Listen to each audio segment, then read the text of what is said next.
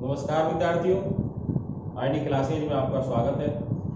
आप पढ़ रहे हैं हाई स्कूल की विज्ञान की क्लास। आज चैप्टर है विद्युत।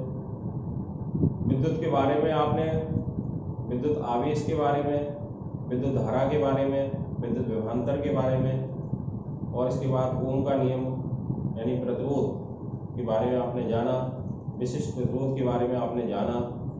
आज हम एक से अधिक प्रतिरोध हो तो उनको कैसे जोड़ते हैं यानी कि प्रतिरोधों का संयोजन पढ़ेंगे।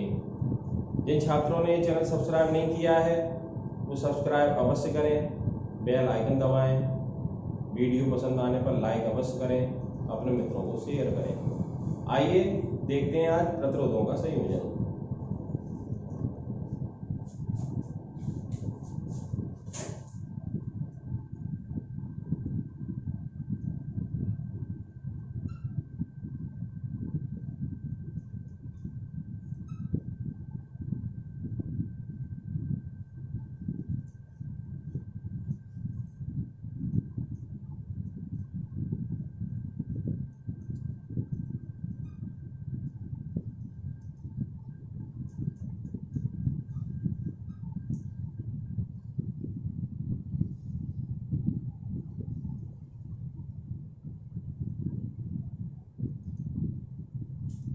प्रतिरोधों का संयोजन, तो प्रतिरोधों का संयोजन है क्या?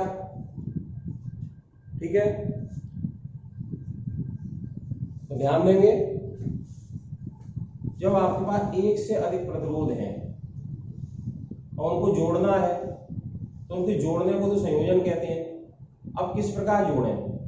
जैसे आपको के पास दो उनके दो प्रतिरोध हैं और आपको प्रतिरोध चाहिए 2 ओम से कम। कितना है वो तो नियमानुसार जो शुद्ध सत्यापन होगा उसके अनुसार आएगा, पर कम चाहिए तो हम किस तरह से जोड़ें? और 2 ओम से अधिक चाहिए तो दोनों को जोड़ के कितना आ सकता है? तो इस तरह से जोड़ना, तो जोड़ने के 2 तरीके हैं। प्रतिरोधों को जोड़ने के 2 तरीके हैं। नंबर 1 श्रेणी क्रम, नंबर 2 समांतर क्रम। देखें, प्रतिरोधों का जो संयोजन है उसमें 2 क्रम है। नंबर 1 श्रेणी क्रम,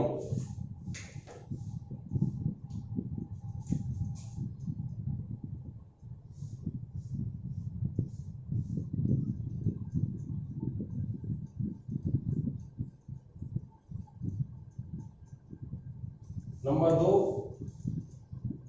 समांतर क्रम।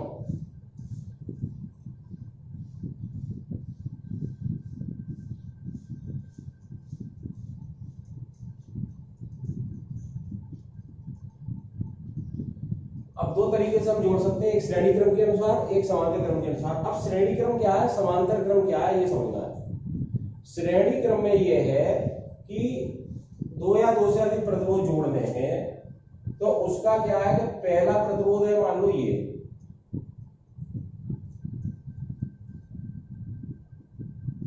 ए छोर है इसका, ये बी छोर है इसका।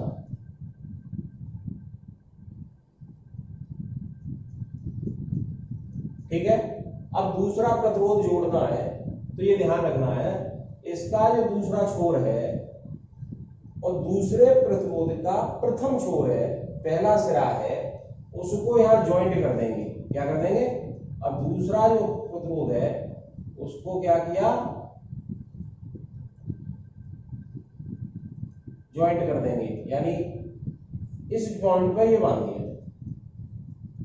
अगर मान लो एक और है, तीसरा है, तो तीसरा क्या होगा, अब इसका जो दूसरा छोर है, दूसरे प्रतिरोध का दूसरा छोर है, तीसरे प्रतिरोध का पहला छोर जो है उसको यहां ज्वाइंट कर देंगे और ये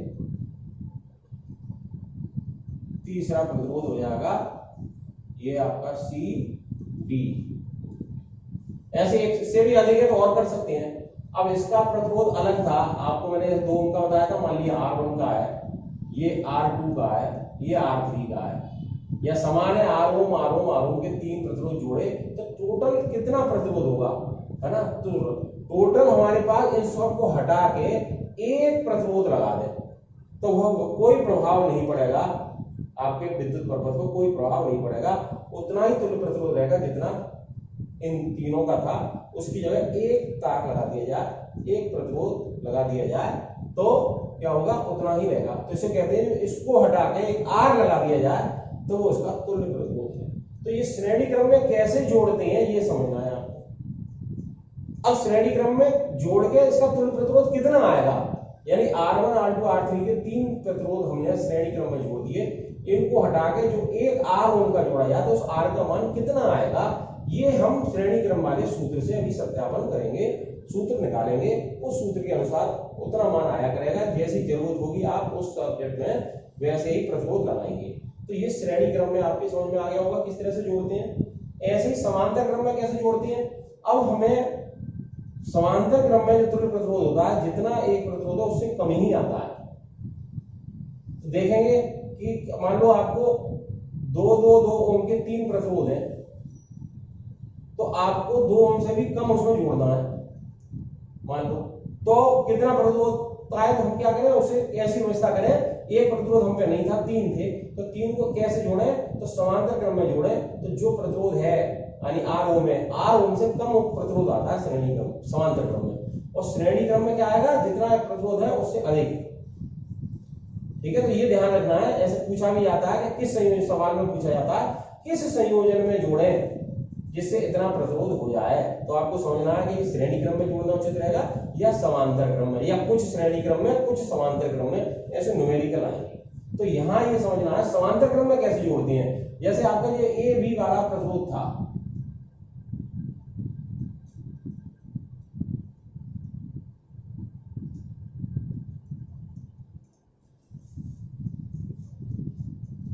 अब समांतर क्रम में जो दूसरा तार है आपका ये बीसी, पहले वाला सिरा जो है वो पहले सिरे पे ही बांधा जाएगा, जोड़ा जाएगा, दूसरा सिरा दूसरे सिरे पे ही जोड़ा जाएगा, यानी कि ये जो सिरा है इससे बांध दिया जाएगा, ये बी वाला है ना, तो इसको इस तरह से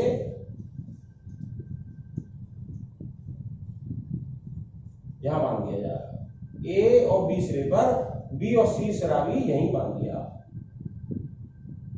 तीसरा भी जोड़ क्या कर, 3 है आपके, तो क्या होगा, इसी पर तीसरा बांधा जाएगा,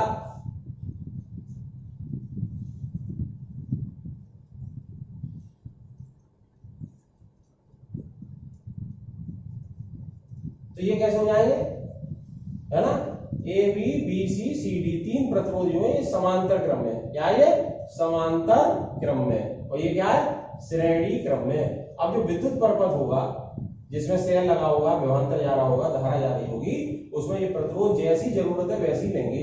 अब हमें आज यहाँ सूत्र ज्ञात करना है कि अगर हम R1 R2 R3 श्रेणी क्रम में जोड़ेंगे तो इनको हटा के इसकी जगह तुल्य प्रतिरोध कितना आएगा, और समांतर क्रम में जोड़ेंगे तो इन सबको हटा के ये R1 ओम का, ये R2 ओम का, ये R3 ओम का 3 प्रतिरोध जोड़े, इनको हटा के इसकी जगह एक प्रतिरोध लगा दिया जाए तो ये इसका तुल्य प्रतिरोध कितना आएगा, ये हमको समझना है। इसलिए आज अब हम बात करते हैं केवल श्रेणी क्रम की, नंबर 1 वाली श्रेणी क्रम की।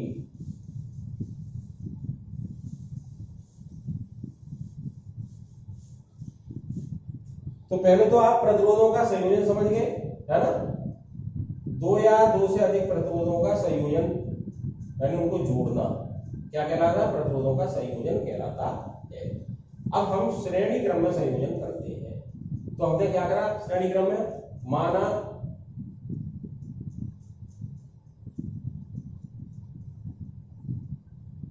R1 और R2 तथा R3 ओम के 3 प्रतिरोध हैं, ओम के 3 प्रतिरोध है, 3 से ज्यादा भी हो सकते हैं, 3 प्रतिरोध हैं,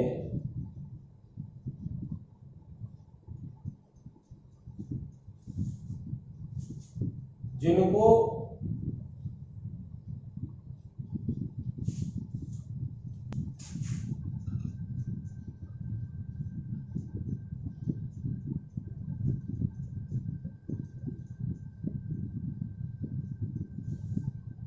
श्रेणी क्रम में जोड़ने पर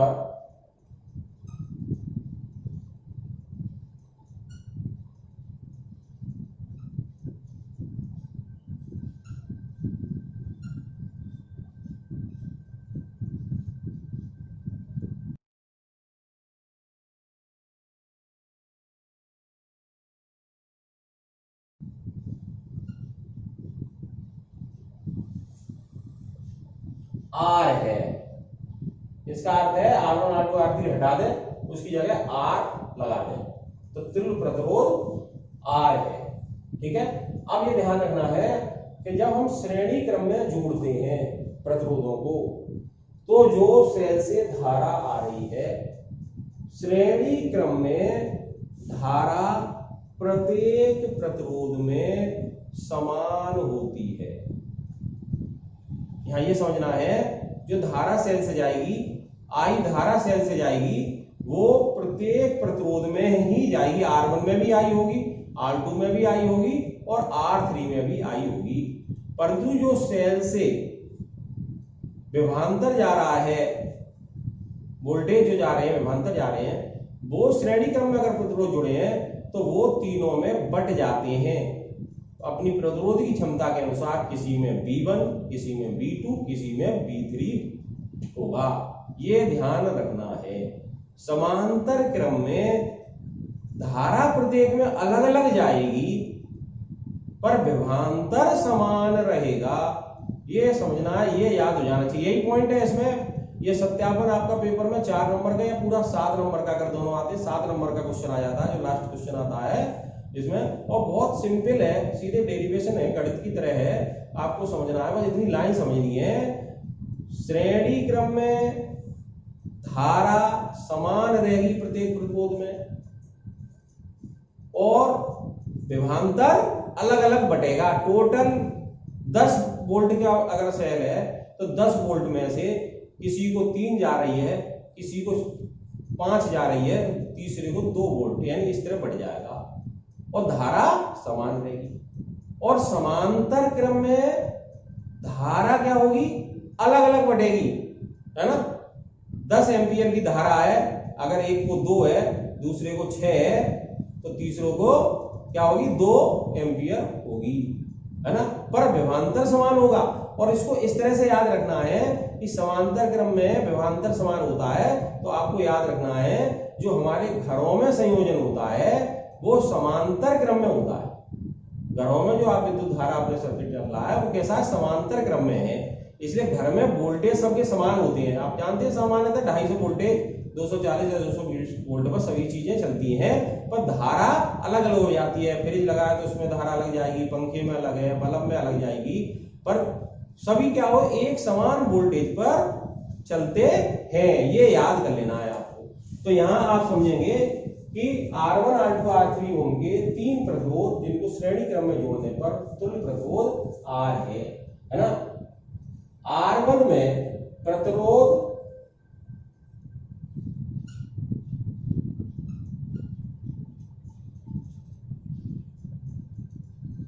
R1 में धारा आई है और प्रत्येक में आई है, अतः R2 तथा R3 में भी धारा आई होगी, श्रेणी क्रम के लिए है। परंतु विभवांतर R1 प्रतिरोध में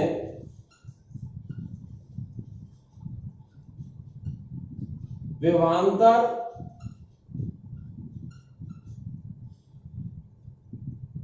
बराबर V1, R2 प्रतिरोध में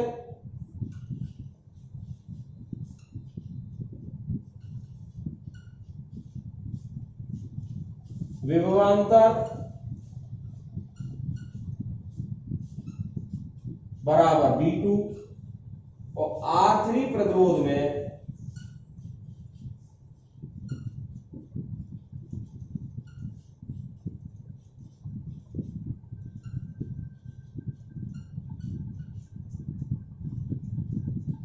बराबर V3 है।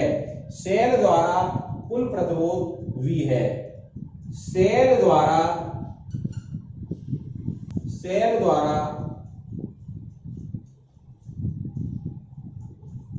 कुल विभवांतर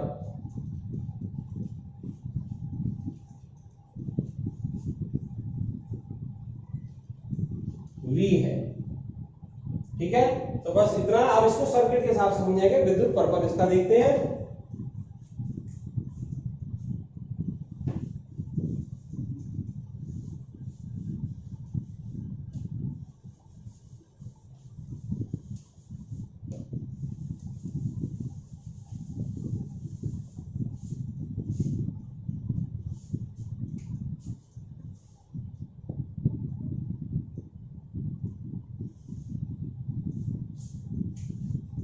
ध्यान देंगे,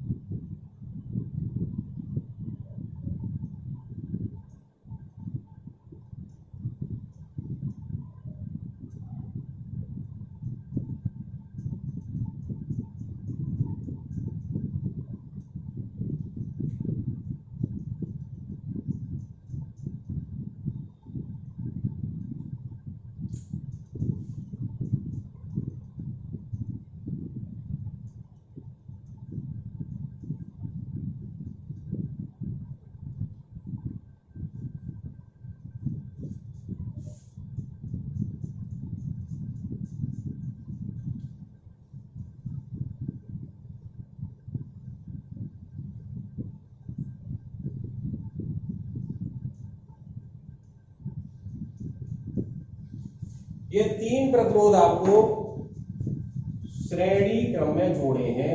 तरीका मैंने बता दिया, श्रेणी क्रम में कैसे जोड़ते हैं। R1, R2, R3,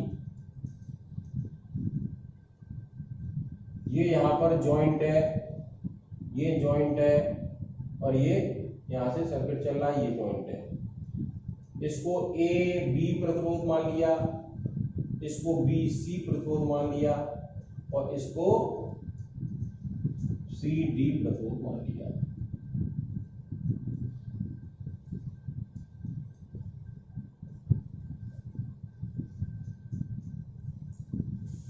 यहां पर इसकी बैटरी लगी हुई है,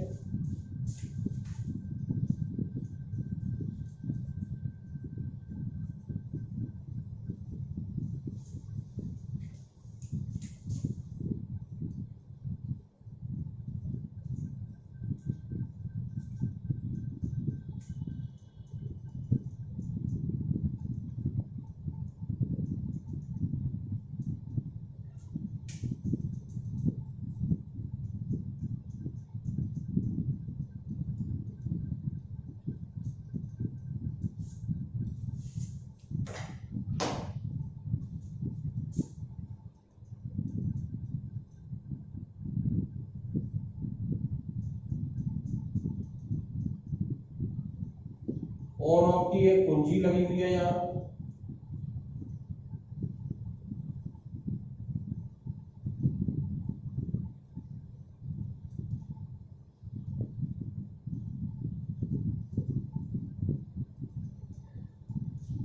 तो ध्यान से समझिए, इसमें A B R1 प्रतिरोध है, B C R2 प्रतिरोध है, C D R3 प्रतिरोध है।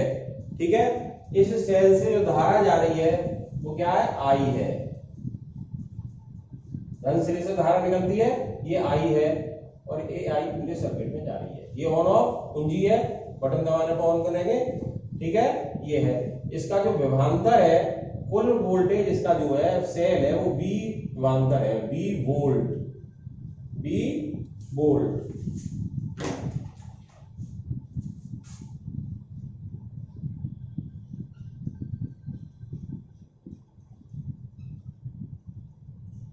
धारा बताया था, यहां भी I निकल रही है, यहां भी I निकल रही है, यहां भी I निकल रही है, पूरे में धारा समान होगी। पर ये V बट जाएगा, इसमें V कितना हो जाएगा, V इसमें जो है वो इसमें V1 है, इस प्रतिरोध में V2 है, इस प्रतिरोध में V3 है। ये ध्यान रखना है श्रेणी क्रम में। यहीं से आप इसका सत्यापन प्रारंभ करेंगे। ये समझ में आ गया, तो आपको जो कुल हम क्या आएगा, V जो सेल से धारा जा रही है V, तो V बराबर V1 plus V2 plus V3। ये समीकरण आपको याद हो जाना चाहिए। जब आप श्रेणी क्रम में करेंगे तो V बराबर V1 plus V2 plus V3 रहेगा। पर जब समांतर क्रम में करेंगे तो जो I बराबर I1 plus I2 plus I3 रहेगा, वो समांतर क्रम में बात करेंगे, अभी श्रेणी क्रम में आप समझेंगे। तो V बराबर V1 plus V2 plus V3। अब V और RI में आपने संबंध पढ़ा था ओम का नियम। V और I के अनुपात एक नियतांक होता है जो R के बराबर होता है। R बराबर V बटे I। क्या होता है? R बराबर V बटे I। तो ओम के नियम से हम जानते हैं, ओम के नियम से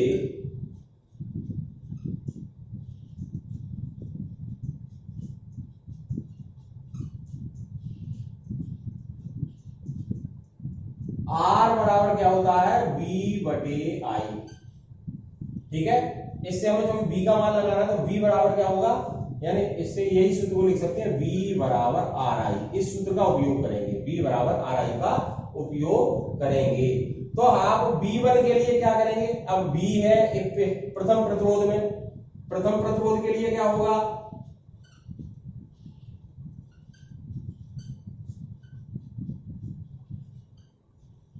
के लिए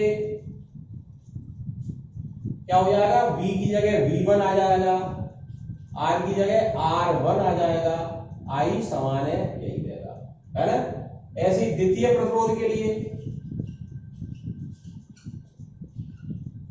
द्वितीय प्रतिरोध के लिए क्या हो जाएगा? V2 बराबर R2I। ठीक है, ऐसे ही तीसरे प्रतिरोध के लिए, तृतीय प्रतिरोध के लिए V3 बराबर क्या हो जाएगा? R3I। ठीक है, सिंपल बात है, बिल्कुल प्रतिरोध ये पड़ा है, बस आपका जो बदल रहा है V1 अलग है, R1 अलग है, I समान है, प्रत्येक प्रतिरोध के लिए विभवांतर निकल कर आ गया। पर टोटल सर्किट में पूरे में विभवांतर वो हो रहा है V वोल्ट है। तो इन तीनों का मान समीकरण 1 में रखने पर, इन सब का मान क्या करने पर? समीकरण 1 में रखने पर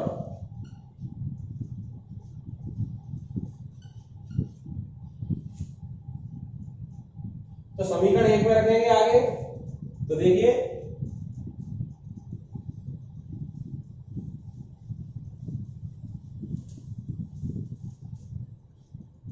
तो V बराबर V1 का मान क्या आया था? R1I। V2 का मान क्या आया था? R2I। V3 का मान आया था R3I। ठीक है, अब इन सब में क्या कॉमन है? I कॉमन है। तो V बराबर I बाहर निकाल लिया, R1 plus R2 plus R3। अब क्या करें? I को उधर ले आए, V बटे I, ये बटे में आ जाएगा, बराबर R1 plus R2 plus R3।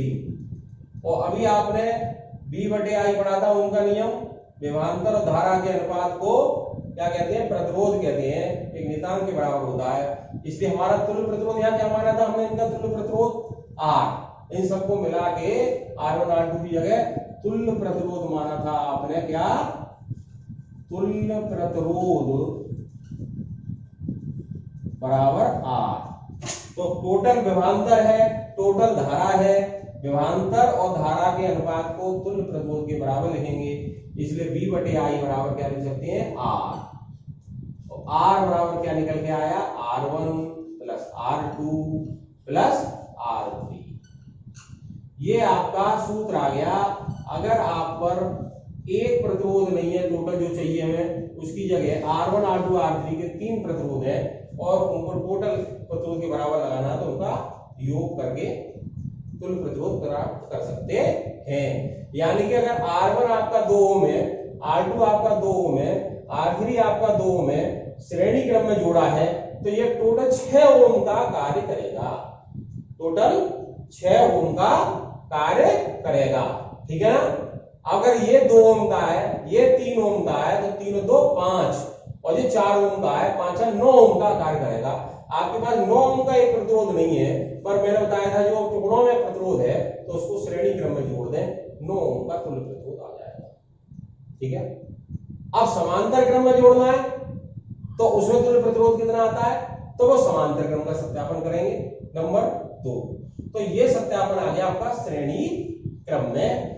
तो ध्यान से एक बार फिर समझ लेंगे आप, श्रेणी क्रम में जो सत्यापन है उसमें क्या होती है, धारा समान होती है, विभवांतर अलग अलग होता है। सेल से जो विभवांतर प्राप्त होता है वो बढ़ जाता है, R1 में अलग जाएगा, R2 में अलग जाएगा, R3 में अलग जाएगा। इस तरह से ये V बराबर V1 plus V2 plus V3 line याद हो जानी चाहिए। ओम का नियम लगाने पर तीनों को जोड़कर जो सूत्र आएगा आपका वो R बराबर R1 plus R2 plus R3, और R से ज्यादा है तो हम डॉट डॉट डॉट करके कर सकते हैं, प्लस R4 प्लस R5 इस तरह से। तो ये श्रेणी क्रम के संयोजन श्रेणी क्रम में है ना, जिसका सत्यापन आ गया R बराबर R1 plus R2 plus R3। अगला समांतर क्रम में अगली वीडियो में पढ़ाएंगे, इसको ठीक से तैयार करें। वीडियो अगर पसंद आई है तो लाइक अवश्य करें, हमें अपने सुझाव बताएं, जिससे हमें मोटिवेशन मिलता रहे। धन्यवाद।